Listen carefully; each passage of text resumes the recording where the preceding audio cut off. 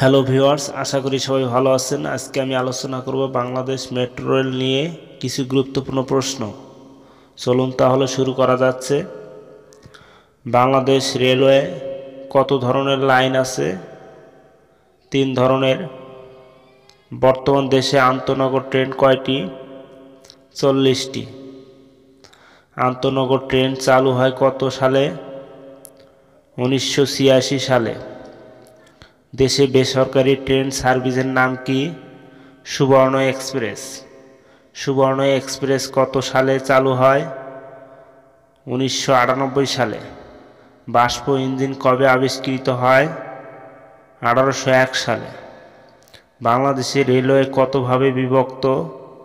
2 ধরনের। পূর্বাঞ্চলের সদর দপ্তর কোথায়? চট্টগ্রাম। দেশে মোট রেলপথের দৈর্ঘ্য কত কিলোমিটার? 2880 কিলোমিটার। বাংলাদেশে রেল স্টেশনের সংখ্যা কতটি?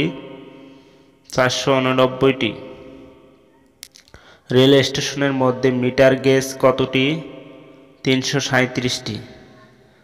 দেশে রেল পুলিশ থানা কয়টি? 21টি। মেট্রো রেল স্থাপনের পরিকল্পনা করা হয় কবে? 2013 সালে। ট্রেন চালানোর জন্য ঘন্টা কত মেগাওয়াট বিদ্যুৎ লাগবে? 1347 মেগাওয়াট।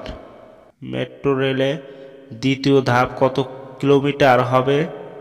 4.40 কিলোমিটার। মেট্রো রেলে প্রতিটি পিলারের ব্যাস কত মিটার? 2 মিটার। মেট্রো রেলে একটি পিলার থেকে আরেকটি পিলারের দূরত্ব কত? 30 থেকে 40 কিলোমিটার।